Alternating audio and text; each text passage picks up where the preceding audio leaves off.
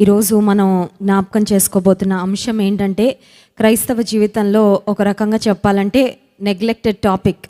మనం పెద్దగా పట్టించుకోని అంశం అనమాట.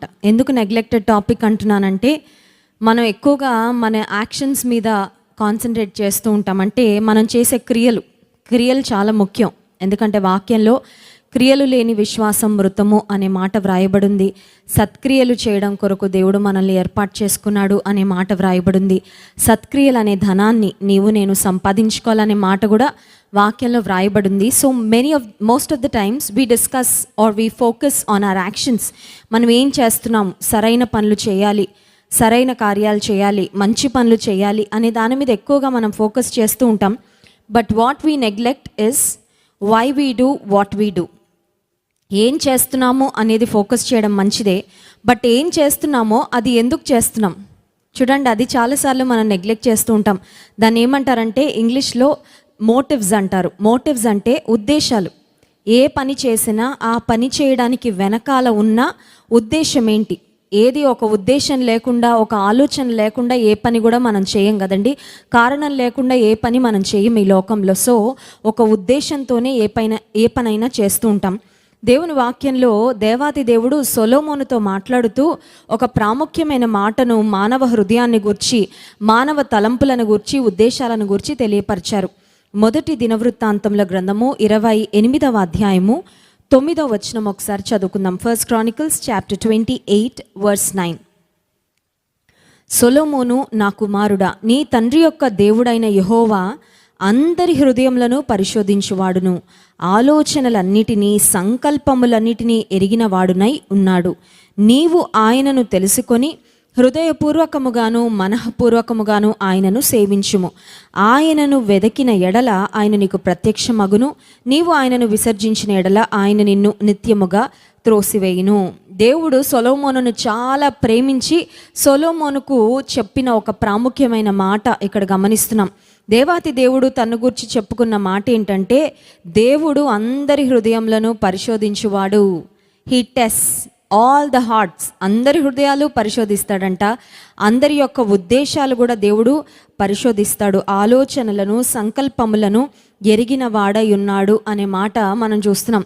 దేవుడు సొలొమోనుతో మాట్లాడుతున్నప్పుడు, నువ్వు చేసే పనులు సరిగ్గా ఉండేటట్లు చూసుకో సొలొమోను అని మాత్రమే చెప్పలేదు, కానీ నేను దేవుడుగా నీ హృదయాన్ని ఎరుగున్నాను, ప్రతి మనిషి యొక్క హృదయాన్ని నేను గమనిస్తున్నాను, సంకల్పాలను గమనిస్తున్నాను అని దేవుడు సొలొమోనుతో చెప్పాడంటే, this is something which is important to God. దేవుడు హృదయాన్ని, అంతరంగంలో ఉన్న సంకల్పాలను, ఒక పని మనం చేయడానికి వెనకాల మనకున్న ఉద్దేశాలను దేవుడు చాలా ప్రాముఖ్యమైనవిగా భావిస్తున్నాడు. కాబట్టే, because those are important to God is specifically mentioning them to సొలొమన్.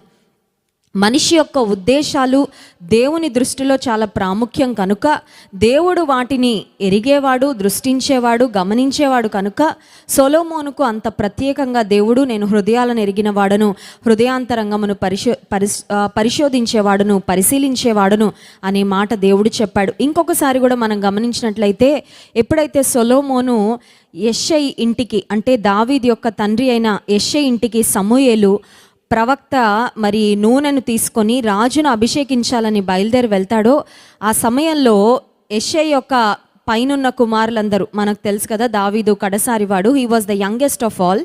అందరికంటే చిన్నవాడుగా దావీదు ఉన్నాడు. బట్ అతనికంటే పెద్దవారిగా ఉన్న కుమారులందరినీ చూసి సమూయేలు పాపం పొరపాటు పడిపోతుంటాడు. ఒకవేళ వీరేనేమో దేవుడు ఏర్పాటు చేసుకున్న వాళ్ళు, వీళ్ళ రూపం చాలా బాగుంది, పర్సనాలిటీ చాలా బాగుంది, స్టేచర్ చాలా బాగుంది, వీళ్ళకి ఉన్న పరిస్థితులు చూస్తుంటే రాజుకు కరెక్ట్గా సరిపోతాడు అనిపిస్తున్నాడు అని సమూయేలు పొరపాటు పడుతున్న సమయంలో దేవుడు సమూయేలుకు చెప్పిన మాట మనందరికీ తెలుసు. అది మొదటి సమూయేలు గ్రంథం 16వ అధ్యాయం 7వ వచనం. Man looks at the outward appearance but God looks at the heart. మనుష్యుడు పైరూపాన్ని లక్ష్య పెడతాడేమో, కానీ దేవుడు హృదయాన్ని చూస్తాడు. సో దేవుడు సొలొమోనుతో మాట్లాడుతున్నప్పుడు హృదయాన్ని గురించి, అంతరంగాన్ని గురించి, ఉద్దేశాలను గురించి దేవుడు స్ట్రెస్ చేశాడు, మెన్షన్ చేశాడు, నేను గమనిస్తున్నాను అని చెప్పాడు. అంత మాత్రమే కాదు, దేవుడు తిరిగి సమూయేలు ప్రవక్తతో కూడా ఇదే మాట చెప్పాడు. నువ్వు పైరూపాన్ని లక్ష్య పెడుతున్నావు, ఎందుకంటే నువ్వు మనుషుడివి, నీకు పైరూపం ఒకటే కనబడుతుంది. బట్ నాకు అంతరంగం తెలుసు. I know what's in the human heart. నేను అంతరంగానికే ప్రాధాన్యతనిస్తాను, ప్రాముఖ్యతనిస్తాను. మా తండ్రి గారు మరి మా చిన్నప్పటి నుంచి కూడా బ్యాంక్లో జాబ్ చేస్తున్నప్పుడు, అంటే వాలంటరీ రిటైర్మెంట్ ఇచ్చి సంపూర్ణ సేవకు రాకముందు కూడా బ్యాంక్లో ఉద్యోగం చేస్తూ దేవుని పరిచర్యలో ఉంటూ ఉండేవారు. సో ఆ సమయంలో మా ఇంటికి చాలామంది వస్తూ వెళ్తూ ఉండేవారండి. చాలా పల్లెటూర్ల నుంచి చాలామంది వస్తూ ఉండేవారు. ఆ తర్వాత కొంతమంది మేమున్న టౌన్లో నుంచి చాలామంది వస్తూ ఉండేవారు. కొంతమంది కౌన్సిలింగ్ కోసం వచ్చేవారు, కొంతమంది ప్రార్థన చేయించుకోవడానికి వచ్చేవారు, కొంతమంది సలహాలు అడగడానికి వచ్చేవారు. సో ఎవరైనా మా ఇంటికి విజిటర్స్ వచ్చారు అని తెలిస్తే వారిని కూర్చోబెట్టిన తర్వాత మా నాన్నగారు నేను గమనిస్తున్నప్పుడు ఒకటి మా డాడీ ప్రతిసారి చేస్తూ ఉండేవారు. అదేంటంటే ఎవరు వచ్చినా వారిని కలవడానికి వెళ్ళే ముందు మా ఇంట్లో మా బెడ్రూమ్లో మంచం దగ్గర మోకరించి మా నాన్నగారు ప్రార్థన చేసుకొని వెళ్ళేవారు. చూడండి, యూజువల్గా మనం ప్రేయర్ ఎందుకు చేస్తాము? ఇంట్లో నుంచి బయటకు వెళ్ళేటప్పుడు మనం ఏదైనా పని నిమిత్తం వెళ్తుంటే, ప్రయాణం నిమిత్తం వెళ్తుంటే, ఉద్యోగానికి వెళ్తుంటే, స్కూల్కి వెళ్తుంటే, ఆఫీస్కి వెళ్తుంటే ప్రార్థన చేసుకొని వెళ్తాం. ఎందుకంటే మార్గంలో దేవుడు కాపుదలు ఇవ్వాలని, లేకపోతే వెళ్ళిన పనిని సఫలపరచాలని. కానీ మా నాన్నగారిలో నేను గమనించింది ఏంటంటే, డాడీని కలవడానికి ఎవరైనా విజిటర్స్ వస్తే వారిని కలవడానికి వెళ్ళే ముందు దేవుడితో ఒక మాట చెప్పి ప్రార్థన చేసుకొని వచ్చేవారు. ఆ తర్వాత ఒకరోజు అవుట్ ఆఫ్ క్యూరియాసిటీ, అంటే ఆసక్తితో మా డాడీని ఒక ప్రశ్న అడిగాను. డాడీ, ఎవరైనా కలవడానికి వెళ్ళేటప్పుడు వై డు యూ ప్రే, ఎందుకు ప్రార్థన చేసుకుంటారు మీరు అంటే మా డాడీ చెప్పేవారు, వారు ఎందు నిమిత్తం వచ్చారో, వారు ఏ కార్యం కొరకు వచ్చారో, వారికి ఒకవేళ సలహాలు కావాలంటే దేవుడు నాకు మంచి జ్ఞానం ఇచ్చి వారికి ఉపయోగకరమైన ప్రయోజనకరమైన సలహాలు ఇవ్వడానికి దేవుడు నాకు సహాయం చేయాలని, జ్ఞానం ఇవ్వాలని, ఒకవేళ వారు ఏదైనా తప్పుడు ఉద్దేశంతో వస్తే కూడా దేవుడు నాకు అది ముందుగానే తెలియపరచాలని నేను ప్రార్థన చేసుకొని వెళ్తానమ్మా. నా కాన్వర్జేషన్స్ అన్నీ దైవ చిత్తానుసారంగా ఉండాలి అని నేను ఆశిస్తాను అని మా డాడీ చెప్పినప్పుడు అది ఇప్పటికీ నేను ఫాలో అవుతుంటానండి. ఎవరైనా కౌన్సిలింగ్కి వచ్చినా, కౌన్సిలింగ్ కొరకు పలానా సమయానికి ఫోన్ చేయండి అని ఎవరికైనా చెప్పినా వారితో మాట్లాడబోయే ముందు నేను ప్రార్థన చేసుకుంటాను. ప్రభువా, వీరు ఎందుకు వస్తున్నారు నాకు తెలీదు, వారి సమస్య ఏంటో నాకు తెలీదు, నాకున్న జ్ఞానం అయితే సరిపోదు వారితో మాట్లాడడానికి. ఒకవేళ కొంతమంది తప్పుడు ఉద్దేశాలతో కూడా రావచ్చు.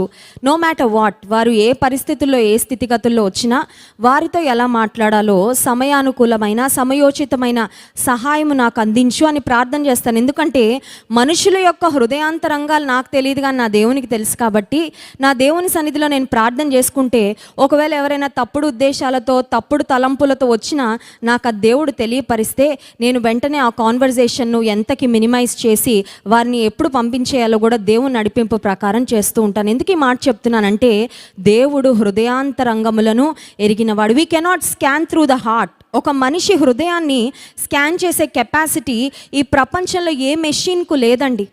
హార్ట్లో ఆర్టరీస్ లేకపోతే వెయిన్స్ ఎట్లా పనిచేస్తున్నాయి, హార్ట్లో ఏమైనా బ్లాక్స్ ఉన్నాయా, కొలెస్ట్రాల్ ఏమైనా వెళ్ళి అడ్డం పడిందా, లేకపోతే హార్ట్ బీట్ ఎంత, హార్ట్ రేట్ ఎంత, బీపీ ఎంత, ఇలాంటివన్నీ మెజర్ చేసే మెషిన్స్ ఉన్నాయేమో. కానీ మనుషుల హృదయంలో ఉన్న ఆలోచనలు స్కాన్ చేయగలిగిన మెషిన్ మాత్రం, అంత జ్ఞానం మాత్రం ఈ ప్రపంచంలో ఎవరికి లేదు. బట్ దేవునికి ఉంది. God knows the thoughts and intentions of human heart. 7వ కీర్తన 9వ వచనంలో కూడా ఒక చక్కని మాట వ్రాయబడి ఉంది చూడండి. Psalm 7:9. 7వ కీర్తన 9వ వచనం. హృదయములను అంతరింద్రియములను పరిశీలించు నీతిగల దేవా. హల్లెలూయా. దేవుని గురించి భక్తుడు చెప్తున్న మాట, నీవు హృదయములను అంతరింద్రియములను పరిశీలించు దేవుడు. మన దేవుడు పరిశీలించేవాడు. He examines. కూరగాయలు కొనుక్కోవాలన్నా, ఏదైనా వస్తువు కొనుక్కోవాలన్నా వెళ్ళి చూసుకొని అన్ని విధాలుగా అటు తిప్పి ఇటు తిప్పి ముందుకి వెనక్కి, పెద్ద వస్తువు అయితే చుట్టూ తిరిగి ఆన్ చేసి టెస్ట్ చేసుకొని ట్రయల్ రన్ వేసుకొని బాగుందంటేనే తెచ్చుకుంటాం కదండి. మనం అన్ని విషయాలు అన్ని వస్తువులు పరీక్షించుకుంటాం. కానీ దేవుడు ఏం పరీక్షిస్తాడు, దేవుడు ఏం పరిశీలిస్తాడంటే హృదయాంతరంగములను పరిశీలించే దేవుడు. ఈ మాటలు నేను చదువుతున్నప్పుడు దేవుడు నాకు ఒక కుటుంబాన్ని జ్ఞాపకం చేశాడు. ఆ కుటుంబం ఏంటంటే దావీదు యొక్క కుటుంబం. అంటే దావీద్ యాక్చువల్గా సౌలు రాజుకు అల్లుడయ్యాడండి. David became Saul's son in law. ఎప్పుడైతే దావీదు గొల్యాతును జయించాడో, గొల్యాతు మీద పోరాడి గెలిచాడో, ఆ సమయంలో సౌలు రాజు నా కుమార్తె, నా పెద్ద కుమార్తె అయిన మేరబును ఎవరైతే గొల్యాతును చంపుతారో వారికిచ్చి పెళ్లి చేస్తానని ఒక ప్రకటన చేసినట్లుగా మనం వాక్యంలో గమనిస్తాం. చూడండి, 1 సమూయేలు గ్రంథం 18వ అధ్యాయము 17వ వచనం వాక్యంలో ఒకసారి చదువుకుందాం. 1 Samuel chapter 18 verse 17. మొదటి సమూయేలు గ్రంథం 18వ అధ్యాయము 17వ వచనం. సౌలు నా చెయ్యి వాని మీద పడకూడదు, ఫిలిస్తీన్ల చెయ్యి వాని మీద పడునుగాక అనుకొని దావీదు నా పెద్ద కుమార్తె అయిన మేరబును నీకిత్తును, నీవు నా పట్ల యుద్ధశాలివై ఉండి యెహోవా యుద్ధములను జరిగింపవలెను. ఇది చూడ్డానికి ఎలా ఉందంటే సౌలుకు దావీదు మీద ఎంత ప్రేమ ఉందో అనిపిస్తుంది కదండి. అబ్బా ఎంత ప్రేమ, సొంత కూతుర్ని ఇచ్చేస్తున్నాడా దావీదికి. దావీదు ఒక నార్మల్ యెష్షయి అనే ఒక ఆర్డినరీ పర్సన్ యొక్క ఇంట్లో పుట్టిన వ్యక్తి, ఒక రాజకుటుంబానికి చెందినవాడు డెఫినెట్గా కాదు, ఒక కేవలం గొర్రెలు కాసుకునే వ్యక్తి. He simply a mere shepherd boy, ఒక సాధారణమైన గొర్రెల కాపరి. అయితే దావీదును రాజైన సౌలు తన ఇంట్లోకి తీసుకుంటున్నాడా, వావ్ అనిపిస్తుంది చూడ్డానికి. దావీదు కూడా అబ్బా సౌలుకు నేనంటే ఎంత ప్రేమ అని బయటకు అనిపిస్తుంది, కానీ సౌలు యొక్క అంతరంగం ఏంటి అని మనం ఆలోచిస్తే, సౌలు తన కుమార్తె అయిన మేరబుని ఇచ్చి ఎందుకు పెళ్లి చేస్తాను అని వాగ్దానం చేశాడంటే తన ఇంట్లోకి దావీదు వచ్చేస్తే దావీదును చంపడం ఇంకా ఈజీ అయిపోద్దని.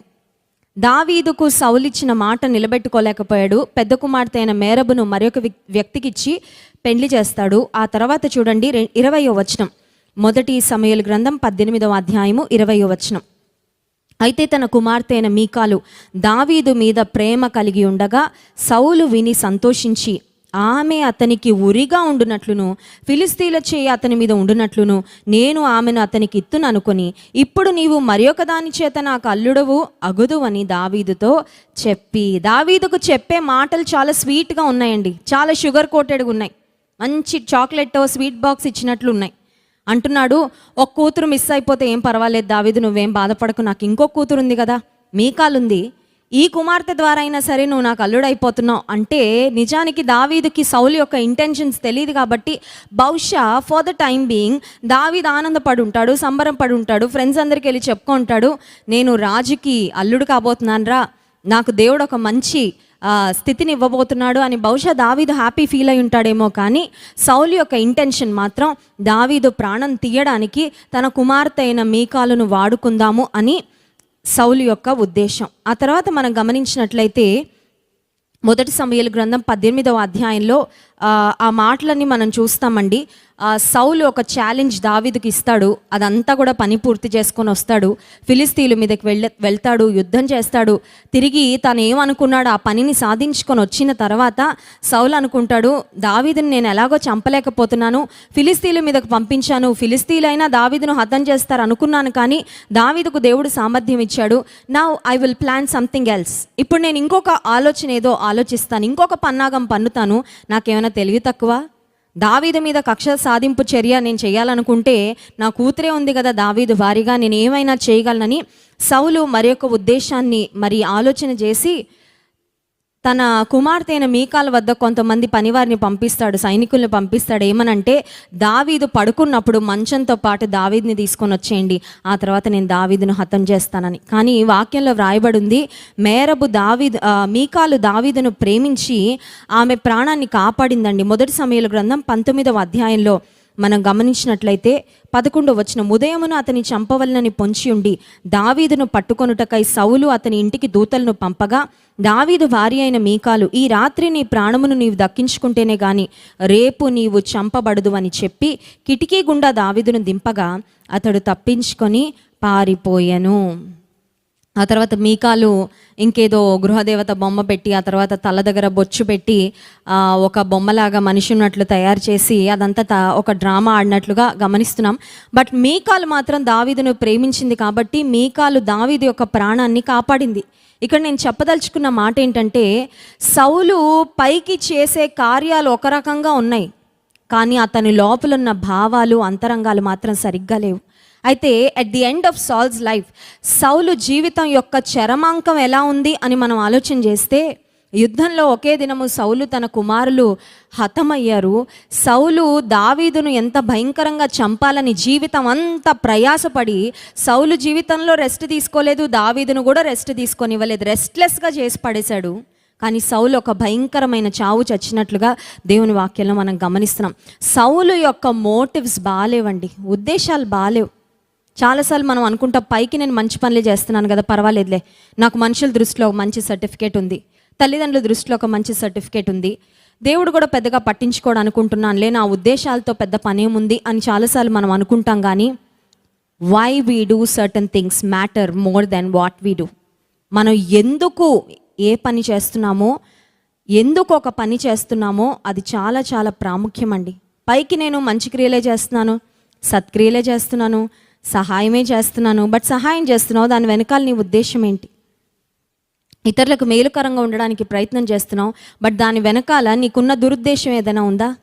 లేకపోతే హిపోక్రసీతో చేస్తున్నావా, వేషధారణతో చేస్తున్నావా, లేకపోతే కపటంగా ప్రవర్తిస్తున్నావా, లేకపోతే ముందు ఒకలాగా వెనక ఒకలాగా ఉందా? ముందు బాగానే ఉన్నాను కదండి, ఇంకా వెనక సంగతి ఎందుకండి అంటారు కొంతమంది. దాన్నే వేషధారణ అంటారు కదండి. నేను అనుకుంటాను, ఈ మెసేజ్ మనం విన్న తర్వాత ఇంటికి వెళ్ళి మనతో మనం ఒక ఇంటర్వ్యూ తీసుకోవాలి. అదేంటంటే, నేను ఏం చేస్తూ ఉంటాను ప్రతిరోజు, నేను ఇతరులకి ఎప్పుడెప్పుడు సహాయం చేస్తుంటాను, ఏ విధాలుగా సహాయం చేస్తుంటాను, అదొకటి. సహాయం చేస్తున్నప్పుడు నా ఉద్దేశాలు ఏంటి? What are my intentions, what are my motives behind helping others or behind doing good things. మంచి పనులు, ఇతరులకు సహాయం చేసే పనులు, ఇతరులకు మేలు చేసే పనులు, బయట వారు మెచ్చుకునేలా కనబడే పనులు నేను చేస్తున్నప్పుడు దాని వెనకాల నా ఉద్దేశాలు సరిగ్గా ఉన్నాయా లేదా? మనతో మనం కూర్చొని ఒక ఇంటర్వ్యూ తీసుకొని మనల్ని మనం స్వపరీక్ష చేసుకోగలిగితే హృదయాంతరంగములను అంతరింద్రియములను పరిశోధించే దేవుని ఎదుట కూడా మనము నిర్దోషులంగా ఖచ్చితంగా ఉంటాం. అందుకే దావీదు భక్తుడు ఒక అద్భుతమైన ప్రార్థన చేస్తాడు. దేవా, నా నోటి మాటలు, నా హృదయ ధ్యానము నీ దృష్టికి అంగీకారములు అవునుగాక. May the words of my mouth and the meditation of my heart. 19వ కీర్తన ఆఖరు వచనం, 14వ వచనం, యెహోవా నా ఆశ్రయ దుర్గమ, నా విమోచకుడా, నా నోటి మాటలను నా హృదయ ధ్యానమును నీ దృష్టికి అంగీకారములగునుగాక. నా నోటి మాటలు ఒక్కటే నీ దృష్టికి అంగీకారంగా ఉంటే సరిపోదు. నా క్రియలు ఒక్కటే నీ దృష్టికి అంగీకారయోగ్యంగా ఉంటే సరిపోదు. ఎందుకంటే నువ్వు హృదయాన్ని కూడా చూస్తున్నావు కదా, నువ్వు హృదయాంతరంగాల్ని కూడా గమనిస్తున్నావు కదా, నువ్వు రోజు నా హృదయాన్ని కూడా స్కాన్ చేస్తున్నావు కదా. అందుచేత నా నోటి మాటలు, నా హృదయ ధ్యానము నీ దృష్టికి అంగీకారయోగ్యములు అగునుగాక. ఈ రాత్రికాల సమయంలో అడుగుదాం, ప్రవ్వా, నా హృదయము, నా అంతరంగము నీ ఎదుట యథార్థంగా ఉండినట్లు నీ కృప దయచేయమని చిన్న ప్రార్థన చేసుకుందాం. పరిశుద్ధ ప్రేమ కలిగిన తండ్రి, నీకు స్తోత్రాలు. నీ వాక్యం ద్వారా నీవు మాతో మాట్లాడినందుకు వందనాలయ్యా. చాలాసార్లు ఈ లోకంలో మంచి పనులు చేస్తున్నాం, నీతి కార్యాలు చేస్తున్నాం, ఇతరులకు సహాయం చేస్తున్నాం అని పైన మేము చేస్తున్న పనులను బట్టి సంతృప్తి పడిపోతూ ఉంటాం. కానీ మా ఉద్దేశాలు సరైనవిగా లేకపోతే మేము చేస్తున్న క్రియలు కూడా నీ దృష్టికి అంగీకారములు కాదని మీరు మా జ్ఞాపకం చేసినందుకు స్తోత్రాలు ప్రవ్వా. భక్తుడైన దావీదు చేసిన ప్రార్థన ఈ రాత్రికాల సమయంలో మేము కూడా చేస్తున్నాము. మా నోటి మాటలు, మా హృదయ ధ్యానము నీ దృష్టికి అంగీకారయోగ్యముగా ఉండునట్లు సహాయం చేయమని యేసు నామమున ప్రార్థిస్తున్నాం తండ్రి, ఆమేన్.